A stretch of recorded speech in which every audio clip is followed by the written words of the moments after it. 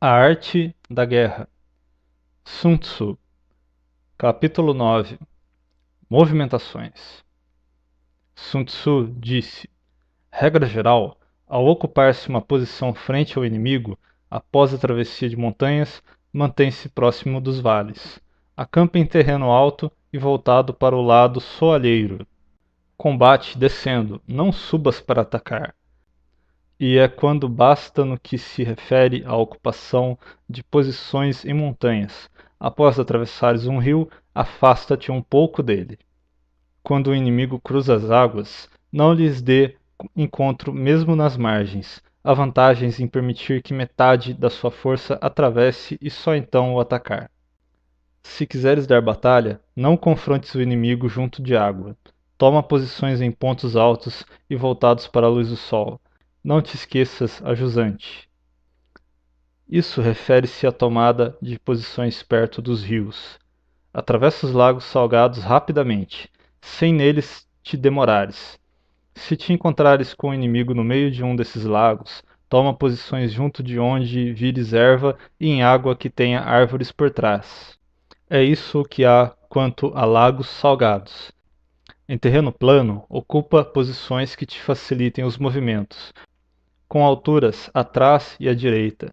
O campo de batalha estarás na frente e a retaguarda segura. Essa é a forma de se tomar posições em terrenos planos.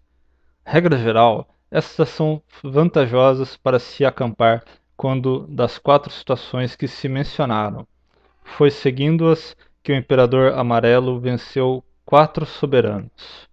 Um exército prefere as terras altas às baixas. Gosta de luz e foge da sombra. Assim, enquanto se vai revigorando, ocupa uma posição firme. Um exército que não sofre de doenças sem conta está, disse, seguro da vitória.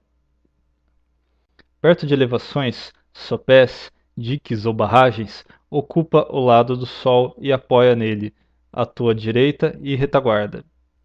Todos esses métodos são vantajosos para o exército e fortalecem o auxílio que o terreno oferece. Quando houver torrentes caudalosas, poços celestes, prisões celestes, redes celestes, armadilhas celestes e frestas celestes, deverás, a toda pressa, afastar-te, não te achegues a eles. Afasto-me de todos e atraio o inimigo para elas, enfrentando-as e obrigo o inimigo a virar-lhe as costas. Quando um exército tem no seu flanco desfiladeiros perigosos ou lagoas recobertas de ervas aquáticas, juncos e caniços, ou montanhas com florestas densas e subbosque emaranhado, tudo isso deverá ser convenientemente batido, já que são esses os locais onde as emboscadas são armadas e os espiões se colocam de tocaia. Quando o inimigo está próximo e agachado, ele depende de uma situação favorável. Quando desafia de longe, quer convencer-te a avançar porque, em terreno fácil, encontra-se em posição vantajosa. Quando se notam árvores movendo-se, é o inimigo que avança. Quando no subbosque os obstáculos são muitos, estes destinam-se a qualquer logro. Aves levantando voo assinalam o inimigo emboscado. Quando os animais bravios se espantam e fogem, significa que está tentando apanhar-te de surpresa. Poeira subindo em altas colunas estreitas revela a aproximação de carros. Quando o pó se mostra baixo, estendido, é a infantaria que avança. Quando a poeira se ergue por áreas dispersas, significa que traz lenha consigo. Se tratar-se de muitas pequenas manchas que aparecem e desaparecem, é porque o exército acampa. Quando o inimigo, servindo-se de emissários empregando termos humildes, prossegue com as suas preparações, é porque avançará. Quando a sua linguagem é feliz e o inimigo intenciona avançar, mostra que retirará. Quando os adversários empregam emissários com muitas justificações, pretendem uma trégua. Quando, sem qualquer troca de impressões prévias, o inimigo pede uma suspensão de hostilidades, algo trama. Quando os carros ligeiros saem primeiro e se deslocam para as alas, o inimigo apronta-se para a batalha. Quando as suas tropas se deslocam rapidamente e se faz passar os seus carros para cá e para lá, está aguardando reforços. Quando metade das suas forças avança e a outra metade recua, está a lançar-te uma isca. Quando as suas tropas se apoiam nas armas, estão famintas. Quando os aguadeiros bebem antes de servirem os soldados, estão sequiosos. Quando o inimigo vê uma vantagem e não corre para pegá-la, está fatigado.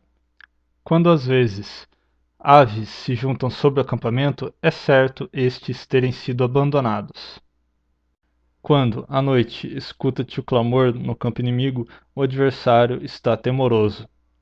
Quando as suas tropas se mostram desordenadas, o seu general não goza de prestígio. Quando as suas bandeiras e os seus guiões se agitam sem cessar, é porque se encontra desorganizado. Se os oficiais se mostram irritadiços, é porque estão exaustos. Quando o inimigo dá grão aos seus cavalos e carne aos homens, e quando as tropas nem penduram as suas panelas, nem voltam aos seus abrigos, é porque se sente desesperado. Quando os soldados se reúnem em pequenos grupos e sussurram entre si, tudo indica que o general já não tem a confiança da sua gente. Prêmios demasiado frequentes indicam estar o general no termo das suas capacidades. Castigos demasiado frequentes indicam estar profundamente aflito. Quando os oficiais lidam com os homens a princípio violentamente e mais tarde deles se mostram temerosos, o limite da indisciplina foi alcançado.